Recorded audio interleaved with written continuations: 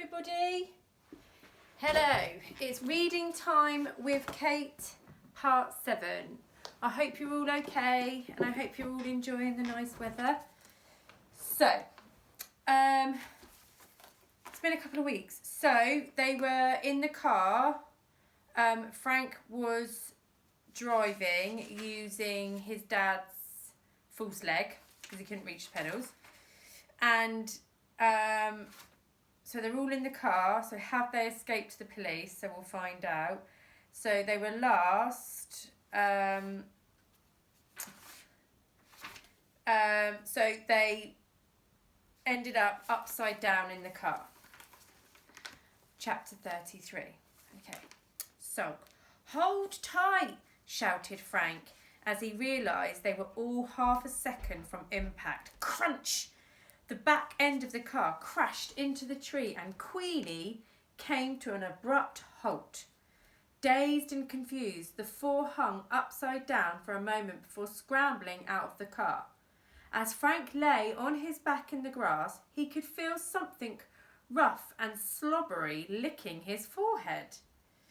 Looking up, what do you think it is? Do you remember from last time? Looking up, he saw that it was a huge cow's tongue. The herd had gathered around the upturned car and were now licking the people back to life. Moo! Moo! Get off me, shouted Fingers, pushing the cow's face away, which only seemed to make the animal want to lick him more. So what meat comes from these things? Asked Thumbs innocently. Is it chicken? Fingers sighed loudly. I need everybody's help now, announced Dad. Lamb? Guessed Thumbs. Listen, we all need to work together to roll the car back up the right way. Now, Frank, you and I can take this end and Fingers and Thumbs. But before Dad could finish giving his orders, Thumbs pulled the car up and righted it without any help. It landed on the grass with a thud. Wow. Oh, thank you, Thumbs, said Dad. You seem to have done it all on your own. Well, I must be really strong. Right, snapped Fingers. After you two nearly killed us, I'm going to drive from now on. I never get to drive, huffed Thumbs. Well, I backseat it first, snapped Fingers. I will drive, announced Dad. Not fair, grumbled both Fingers and Thumbs. Dad reattached his wooden leg and got into the driver's seat. Look, I'm the getaway driver, so I'm going to drive. Can I sit in the front seat this time, pleaded Thumbs. No, said Dad. Can I sit in the front seat this time, pleaded Fingers. No. Why not? The two henchmen asked. Because if I let one of you sit in the front seat, then the other one in the back will moan and then I will have to stop the car again so you can swap. It will all take too long. Sounds like me and my sister when we were younger. Let's get a move on then. We need to be at Mr. Big's house by midnight, said Thumbs. Fingers whacked Thumbs round the back of the head. Ow! What was that for? Whined the big man. Don't tell the kid where we're going. It's top secret. Mr. Big's house? Asked Thumbs. Fingers whacked him again, harder this time. Ow! I never told him that Mr. Big masterminded the robbery. Another whack. Ow! Stop it, the pair of you, or you will both have to walk, said Dad. Both men got into the back seat and began to sulk. Like this. They're sulking because they can't sit in the front. That sounds like me when I was younger. No one likes being told off, especially not hardened criminals. Frank slid into the front seat. The boy was enjoying all this greatly. Don't worry, I didn't hear that we are going to Mr. Big's house or that he masterminded this and all your other robberies, he said with a smirk. That's good, said Thumbs. See? Fingers shook his head. Quiet, everyone, said Dad, as he tried desperately to start the car. Instead of shuddering into life, Queenie let out a low, grinding noise. Oh no, said Dad. What? Asked the boy. The engine must have flooded when she went upside down. The poor old girl won't start again now for hours. We're going to have to walk. Maybe we should call the police, suggested Thumbs. See if they can tow us. We're escaping from the police, remember? Shouted Fingers. Oh, yeah. See what I have to deal with, said Fingers to anyone who would listen. Come on, said Dad.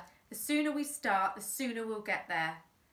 At that moment, a bolt of lightning lit up in the sky. After a few seconds, a roll of thunder could be heard and rain poured down from the skies. Boom, tap, tap, tap. I think it's raining, observed Thumbs. Fingers picked up the brown suitcase stuffed with cash. He threw it at Thumbs a little too hard. Ow, cried the henchman. You can carry it. Come on, this way, announced Fingers. And the four began the long march to Mr. Big's house. Dad and Frank took a last look back at poor Queenie. The rain was pouring down and the yellow paint was running off her onto the field, revealing the Union Jack underneath. What about Queenie? Asked Frank. We'll come back for her, mate, said Dad. Don't you worry. Chapter 34. Crime Does Pay. After trudging across fields covered in cowpats in the pouring rain, the group arrived at a set of huge iron gates. A sign outside read, Pilfer House. This is it, said Fingers. He pressed a buzzer and leaned into an intercom. Mr. Big, residents, came a voice from the speaker. It's Fingers and Thumbs. We've got a present for the governor, said Fingers. He's been expecting you.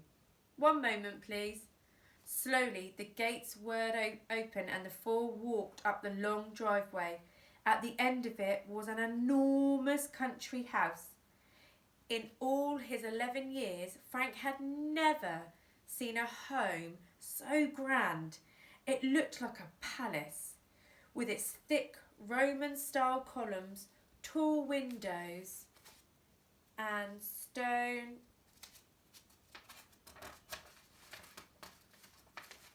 steps leading up to the huge wooden door. Looking at all this in awe, Frank muttered, Crime does pay. They passed an ornamental fountain which had at its centre a giant marble statue.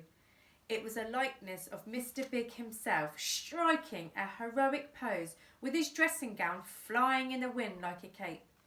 He'd made himself look like a superhero rather than the supervillain that he really was. The four climbed the stone steps to the imposing wooden door. Fingers knocked with the solid gold knocker. Biff, biff, biff. After a few moments, a butler in a bow tie and tails answered the door. My master is waiting in the study for you, he announced. He was a short, thin man with an unsmiling face. From his accent and appearance, Frank could tell he was Chinese. The butler led them down a long corridor and into Mr. Big's study. You're late, snarled Mr. Big. The little man was seated behind a large desk in his office, chomping on a cigar. At his feet were two fat black cats with diamond-encrusted collars. The room was an embarrassment of gold. Gold desk, gold chair, gold lamps, gold frames, around gold paintings of Mr. Big wearing gold. I think he likes gold. One even depicted Mr. Big as a Roman emperor with a crown of gold leaves on his head.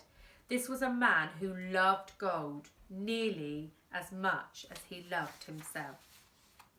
Sorry, Governor, said Fingers. We'd had a little problem with the getaway car. The henchman shot a look to Dad, who bowed his head. And who is this little worm? Demanded Big. My son, sir, replied Dad. Oh, so I finally meet the little squirt. Your mum has told me a bit about you. My mum? Said the boy, trembling. Didn't your daddy tell you?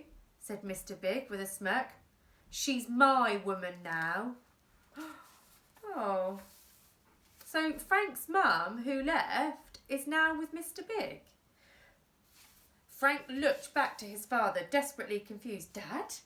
Please tell me this isn't true. The man took a deep breath. He protected his son from the truth for so long. Now he had no choice but to tell him the whole story. I am so sorry, son. It is true. Your mother lives here with Mr. Big. Oh, just think how Frank is feeling right now. Immediately, Frank felt as if he was underwater. The world around him felt silent and heavy. He couldn't think, he couldn't speak, he couldn't breathe. Dad wrapped his arms around his son. I should have told you, mate, but I wanted to protect you from the truth. Frank didn't want to cry in front of these men. He wanted to be strong, but he couldn't. Through tears, he asked, please don't tell me my mum is here right now in this house. Mr. Big smiled. Of course she is. I don't let her out. Oh, poor Frank. The two henchmen laughed at this joke, which, like most jokes, was serious. Ha, ha, ha. Yes, Mummy's here, continued Mr. Big. Around this time of night you can find her alone in the drawing room, downing a bottle of vintage champagne. Something your daddy here could never provide for her. The henchman laughed again. Ha, ha, ha. So, little Frankie, began Mr. Big, do you miss your mummy? Do you want to see her? He's annoying me. No, snapped the boy. Well, I bet she wants to see you. It's been a while. Chang, tell the lady of the house her son's here. Yes, master, said the butler, bowing as he left the room. Dad put a protective arm around his son. Don't do this to the boy, he demanded. I can't wait to see this, replied Big. Mother and son reunited at last. Right, he's not a very nice person.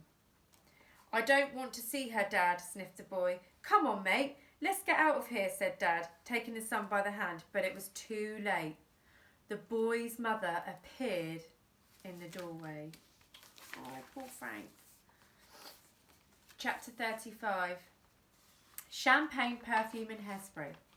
Mum looked very different to how Frank had remembered her. Now she was all hair and makeup and nails.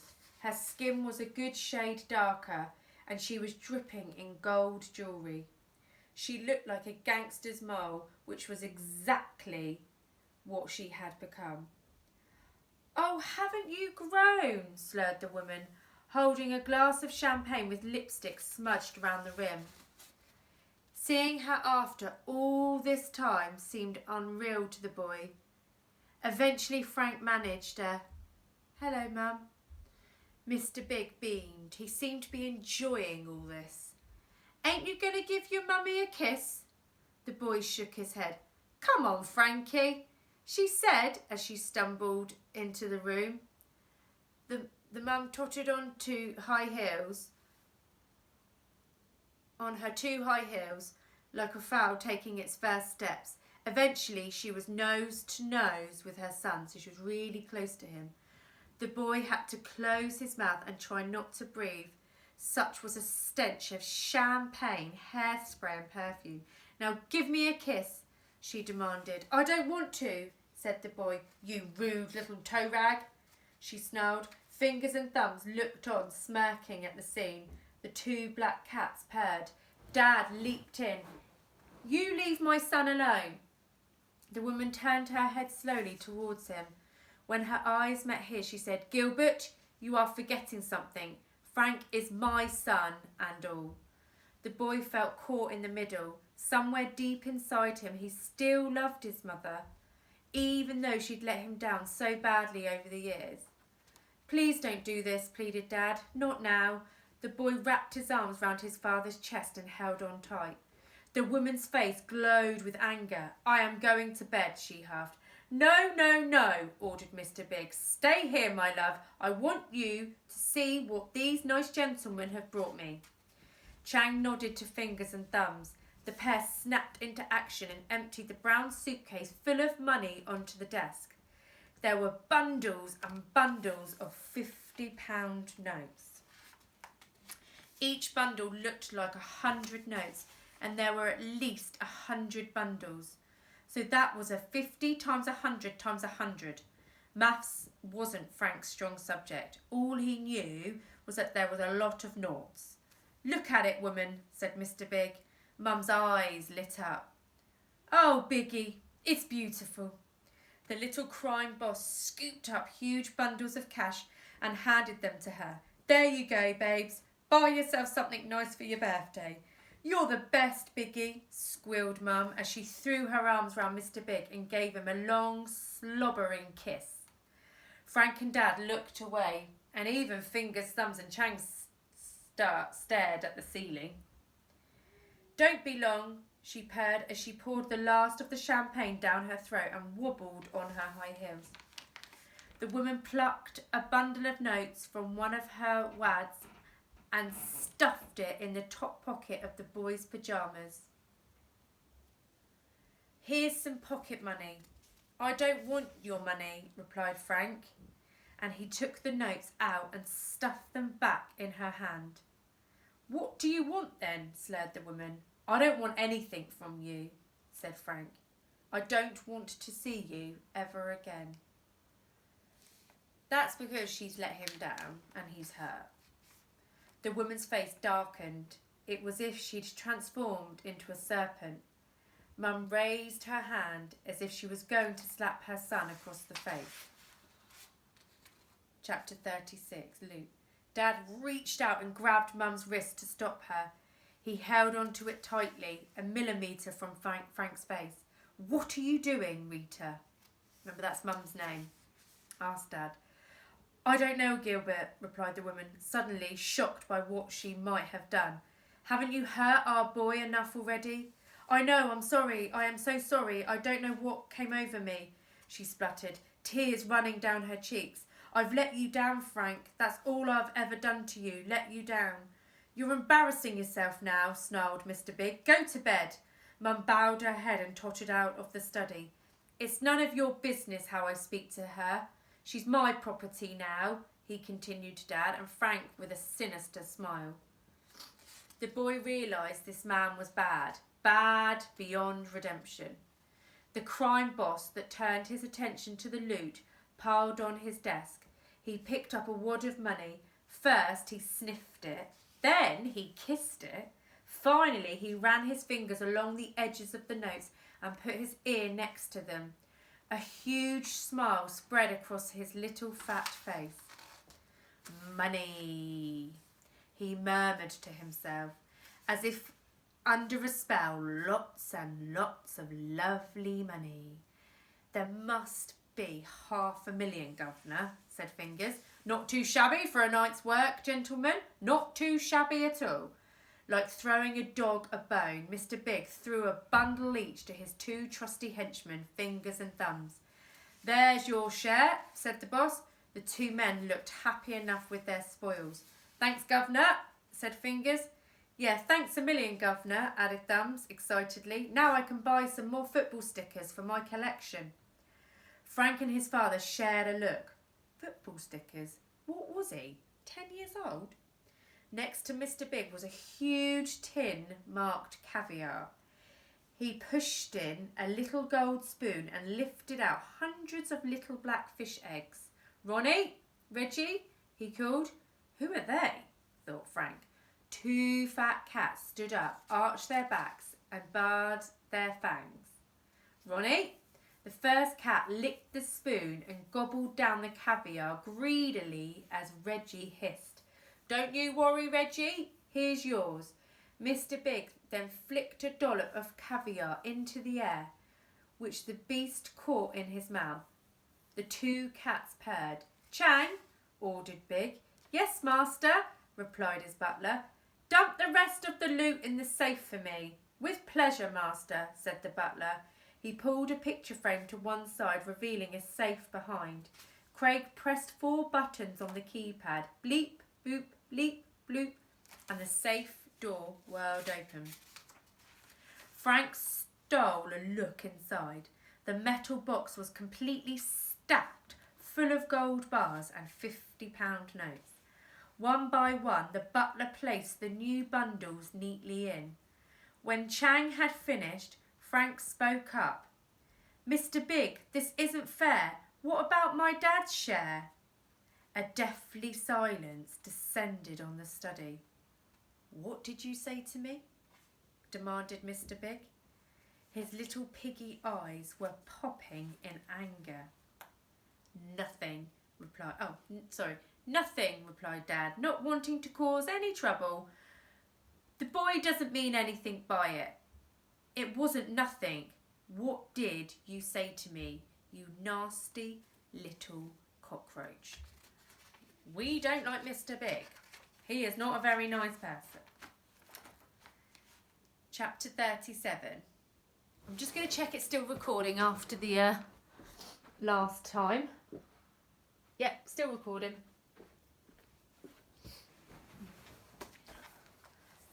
Bursting a brain, this is called. All eyes in Mr. Big's study were on Frank. This little wretch in a dirty old pair of pyjamas had dared to speak up to the crime boss. My dad drove the getaway car, said Frank. You would never have got away with the robbery without him. He deserves a share of the loot. Mr. Big started laughing. Ha ha ha ha ha. Then Fingers started laughing. Ha ha ha ha ha. Then Thumbs. Ha ha ha ha. Finally, even the unsmiling Chang made a noise that sounded like a little laugh. Ha ha ha. Ronnie and Reggie purred. What's so funny? Demanded the boy. What's so funny, began Mr. Big, is that your daddy owes me money. A worried look swept across Dad's face. But, Mr. Big, that's not what we agreed. You promised tonight would clear all my debts. Mr. Big waddled over from behind his desk until he came nose to nose with Dad. The crime boss stared deep into the man's eyes and blew a plume of smoke from his cigar into his face. This made Dad cough and splutter. One night, began Big. One night's work? Don't make me laugh. You seem to have forgotten you borrowed a huge amount of money from me. It was only £500, pleaded Dad. Only £500? I needed it to buy a birthday present for my boy. My race set, said the boy. Yes. But Dad, protested Frank, you didn't need to buy that for me. I would have done without. Please be quiet, mate, said Dad. But you didn't pay the money back, did you? But you didn't pay the money back, did you? Continued Mr. Big. I tried, I swear I did. I tried and tried to get my old job back, banger racing, but they wouldn't let me drive again. You owe me, Gilbert Goody, with interest. £500 became £1,000, £1,000 became £10,000, £10,000 became £100,000. That's a lot of interest. That's not fair, protested Frank. How can £500 become £100,000? I'm not a bank, snapped Mr. Big. No, you just robbed them, said Frank. Cocky little so-and-so, aren't you? But £100,000, pleaded Dad. I will never, ever, ever have that sort of money. Mr. Big smiled a sinister smile. Then you'd better keep working for me until you've paid off your debt. That's not fair, said Frank. Mate, be quiet, snapped Dad. But for how long? As long as I say so. And what if I say no? Asked Dad. Fingers? Thumbs? At once the two henchmen sprang into action. Fingers grabbed Frank by looping his arms under the boy's. He scooped him off the floor. Get off me, screamed the boy as he struggled to get away. Get your filthy hands off my son, shouted Dad. Thumbs kicked the man's wooden leg so hard that it collapsed from under him. Dad fell onto the floor. Dad! Shouted Frank. The poor man was lying on the floor. His body was broken, but not his spirit. If you do anything to hurt my son, I swear I'll... You're what? Asked Big mockingly. He trod on Dad's fingers. Crunch. Ow! Dad screamed. Thumbs, ordered Mr. Big. Do your worst with the boy. Frank looked on in terror as the man bent back, his humongous thumbs ready to cause damage. Click, click. The henchman pressed them hard into the boy's ears. Frank felt like his brain was going to burst. Ah! He screamed. Chapter 38. Stop, please, shouted Dad. I'll do whatever you say. Just leave my boy alone. Mr. Big smirked before finally saying, That's enough, gentlemen. Fingers and thumbs put Frank down. After a moment more enjoying his power, Big took his feet off Dad's fingers. Still writhing in pain, the man scrambled up onto his knee to hug his son, who was shaking with fear. I'm glad you have come round to my way of thinking, Gilbert, continued Mr. Big. I will be in touch about the next job very soon. Frank kneeled down to help Dad reattach his wooden leg. Suddenly the boys spied one of the wads of cash lying by his feet. It must have fallen off Mr. Big's desk as the suitcase was emptied. There, in crisp £50 notes, was the answer to so many of his father's problems. When he thought no one was looking, Frank moved his left foot slowly forward to cover it. If he kept his nerve, he could craftily slide it out of the room. My master thanks you for your visit. Now, is it time to leave? Announced Chang. Frank kept his foot pressed to the floor as he and his father were shown out of the study. After a few paces, Big barked, Stop! The pair did what they were told. Why are you walking funny? He demanded. Who, me? Asked the boy innocently. Yes, you. We know why that crippled father of yours walks funny. Unsurprisingly, the goons laughed again at their boss's cruelty. I'm not walking funny, replied Frank. Take a few steps then, said Mr. Big. Oh no, they're going to know that he tried to take that money. The boy did as he was told, dragging his left foot. What is that under your foot? Nothing, lied the boy. Mr. Big bristled. The boy was testing the man's patience. Thumbs, ordered Big. The brute knew what to do. He marched over to Frank, wrapped his arms round his chest and lifted him off the ground. All eyes looked down at the bundle of cash that the boy had slid halfway across the study. Sorry, Dad, whispered Frank. Dad gave his son a supportive smile. It seems we have a thief among us, announced Mr. Big. Please, please, Mr. Big, sir, have mercy on the boy, begged Dad. The crime boss waddled over to Frank and stared straight at him. Frank took a deep breath. What was this nasty little man going to do? The answer was a smile. Boy, I am impressed, began Big. Very impressed. Stealing from Mr. Big himself, that takes some guts. You should come and live here with me and your mother. Dad looked to his son, fear blazing in his eyes. Never, shouted Frank. Never say never, replied Mr. Big. Think about it. I've thought about it. It's never. I could train you up. Come on, Dad, said Frank, tugging on his father's sleeve. We have to go. Just as the pair had reached the study door, Mr. Big called after the boy. One day, all this could be yours. I would rather die. That can be arranged, purred Mr. Big. Right, we'll leave it there. Now, I don't like Mr. Big. Do you like Mr. Big? Right. We'll leave it there. Okay, so we've left it on chapter 39. Okay, see you soon and stay safe. Okay, bye-bye.